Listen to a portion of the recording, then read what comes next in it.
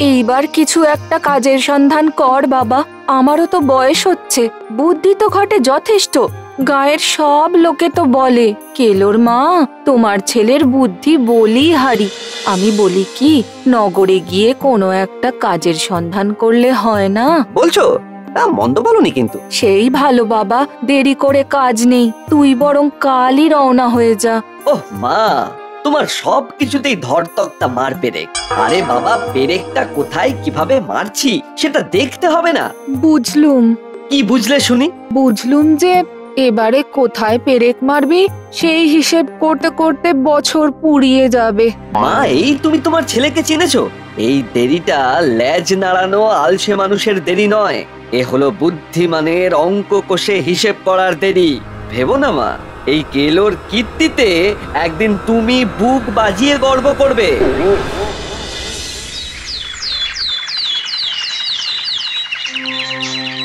মা, আসছি তাহলে, সাবধানে থেকো তুমি। আমি মুদিখানার দোকানে বলে রেখেছি, তোমার যা যা লাগবে তুমি ফর্দ দিয়ে এলেই তারা পৌঁছে দিয়ে যাবে। সব দাম আমি এসে মেটাবো।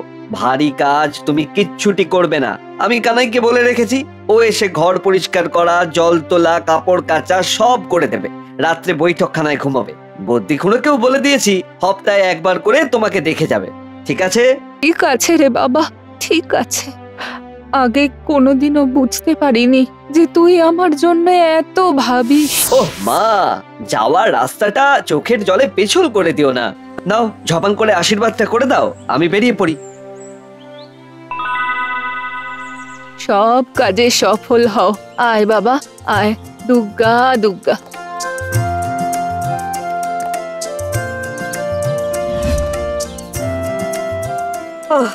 পা যেন আর চলছে না।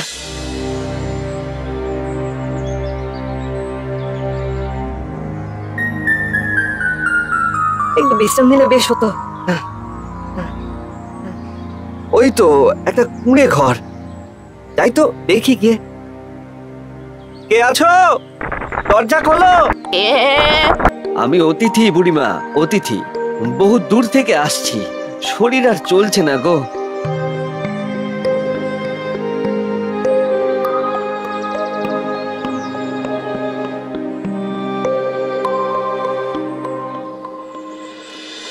কই দেখি কি আছে, দুটো খেতে দাও দেখি। বড্ড ঘুম পেয়েছে, খেয়ে দে ঘুমোই খানিক। এই কে তুই? হুট করে ঘরে ঢুকে পড়লি, এখন খেতে চাইছিস, ঘুমোতে চাইছিস? সাহস তো বড় কম নয়। আমার ছেলেরা এলে মজা টের পাবে। বেরো বেরো বলছি। একবার তো বললাম বুড়িমা, আমি অতিথি, বহু দূর থেকে আসছি। ওসব অতিথি ফতিথি বুঝি না, এখানে কিছু হবে না, যাও। বুড়িমা, আমাদের শাস্ত্রে বলেছে অতিথি দেব ভবা, অতিথি দেবতা। অতিথিকে দেবতার মতো আদর আপ্যায়ন, শ্রদ্ধা, ভক্তি এবং ভোগ প্রসাদ দিতে হয়। শাস্ত্র নয় রে ছোড়া, অস্ত্র। আমার ছেলেরা ফিরলো বলে, আর তারা ফিরবে কিন্তু হাতে অস্ত্র নিয়ে। সুতরাং মানে মানে কেটে পড়, না হলে কিন্তু ধরের ওপর মুন্ডু থাকবে না। আমার ছেলেদের সবাই ভয় পায়, তাদের নাম শুনলে সবাই ইষ্ট নাম জপ করে। শোনো, ভালোয় ভালোয় বলছি, খেতে দাও, ঘুমোতে দাও, নইলে ভালো হবে না। এই আমি বলে দিলাম, আমি কে তা তো জানো না। তোমার এমন 10টা ছেলে আমি পকেটে রাখি। আসুক আর ছেলেরা, দেখা যাবে কে কত বড় মাতব্বর।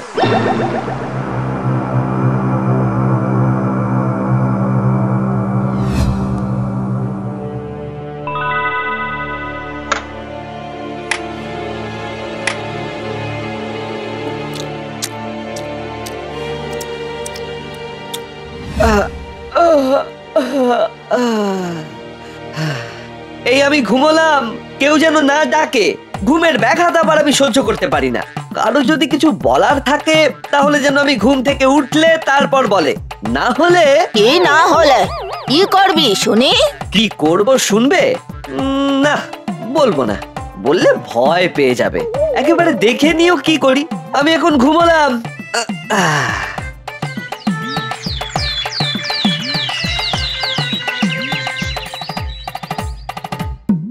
এই কে রে তুই? আমাদের ভাত খেয়েছিস? এখন আবার আমাদের বিছানায় শুয়ে ঘুমোচ্ছিস? রোশো রোশো, প্রশ্নের বান ডাকিয়ে দিলে দেখছি। ইস, ঘুমের একেবারে দফা রফা, মেজাজটাই বিগড়ে দিলে। দূর দূর।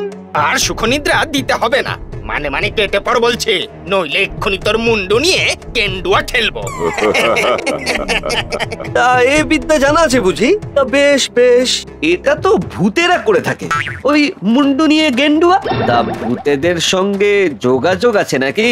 বাজে কথা ছাড়, তুই কে হে বাপু? তোর মতলবটা কি শুনি? আমি হলাম ডাকাত সর্দার কেলো। অনেক বিদ্যে জানা আছে। আমি আমার দলের জন্য লোক খুঁজছিলাম।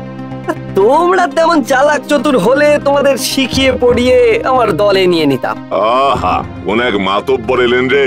ওট নিজের পথ দেখ, এখানে সুবিধে হবে না। পালা পালা পালা, আমি 10 গুনতে গুনতে আমার চোখের নাগাল থেকে দূরে সরে যা, না হলে পা বেঁধে উল্টো বাগে গাছে ঝুলিয়ে রেখে দেবো। বটে? আচ্ছা, তাহলে একটা পরীক্ষা হয়ে যাক। ওই দেখো, ওই রাস্তায় একজন চাষি একটি ছাগল নিয়ে চলেছে। কোনো জোর জবরদস্তি না করে তোমাদের মধ্যে কেউ পারবে ওই ছাগলটি চুরি করে আনতে? মানে জোর জবরদস্তি না করে? না বাবু, তা পারবো না। মেরে ধরে আনতে বলো, এক্ষুনি নিয়ে আসছি। ব্যাস, তাহলেই দেখো আমি তোমাদের সর্দার কিনা। আমি এক্ষুনি ছাগলটা নিয়ে আসছি।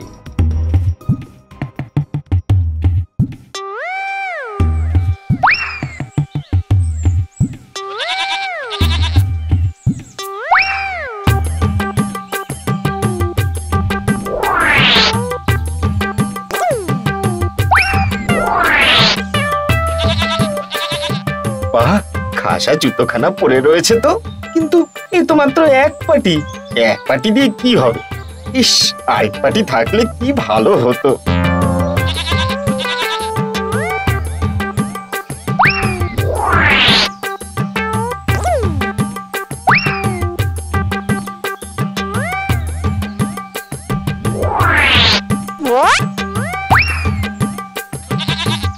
এই তো আরেক পাটি জুতো পড়ে আছে।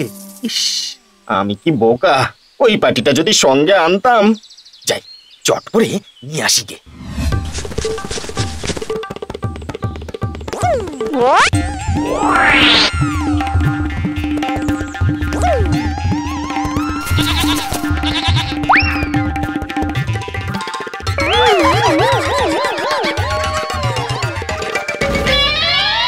হায় হায় হায় হায়, জুতোর লোভে আমার ছাগল গেল।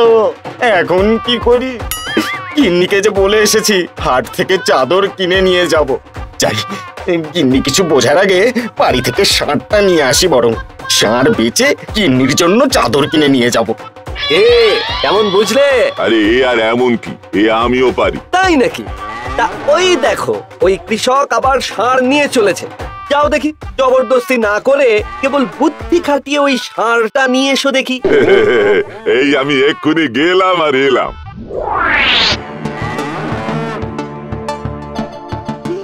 আবার জুতো? না না, জুতোর লোভে আমার ছাগল গেছে, আর নয়।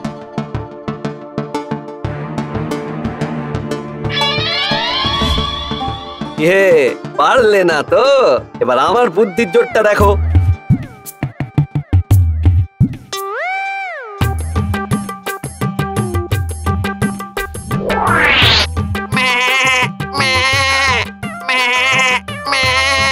আরে, ওই তো আমার ছাগলটা ডাকছে।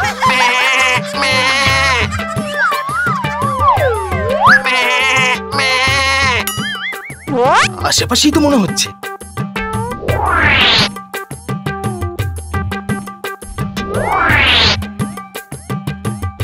হায় হায়, এ কি সর্বনাশ হলো আমার! এখন বাড়ি ফিরে মুখ দেখাবো কি করে?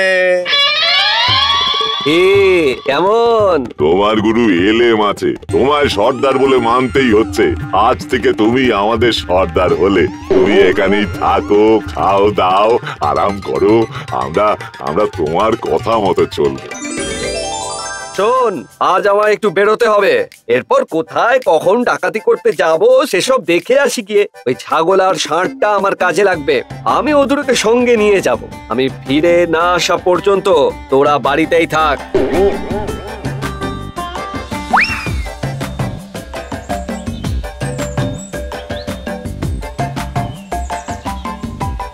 ও ভায়া, এ জন্তু দুটো কার বলতে পারো? জঙ্গলে খুঁজে পেলাম, কারো গবাদি পশু জঙ্গলে হারিয়ে গিয়েছিল বোধহয়। ও দাদা, কোথায় পেলে গো? এ আমার। তা বেশ বেশ, ভালোই হলো, তোমার ছাগল ষাঁড় তুমি ফিরে পেলে। আচ্ছা, আমায় একটা সাহায্য করতে পারো? সিপাহীদের কোথায় পাবো বলতে পারো? ওই তো ওদিক পানে যাও, ওইদিকেই সিপাহীদের পাবে।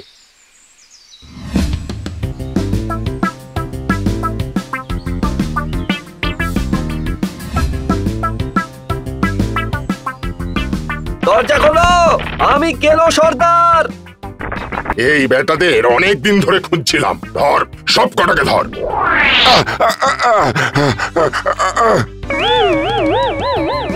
তুই এত বড় বিশ্বাসঘাতকতা করলি আমাদের সঙ্গে? চটছো কেন ভাই? তোমাদের চুরি শিখিয়েছে কিনা? হ্যাঁ তো, তা এটাকে তোমরা বুড়ো দক্ষিণাই ধরো। কি ধরবো সেটা আমরা ঠিক করব। বেরিয়ে আসতে দে, তারপর বুঝতে পারবি কত ধানে কত চাল। আপনার বুদ্ধির জোরেই এরা ধরা পড়ল। এদের ধরে দিতে পারলে রাজামশাই পুরস্কার ঘোষণা করেছিলেন। এই নিন আপনার পুরস্কার।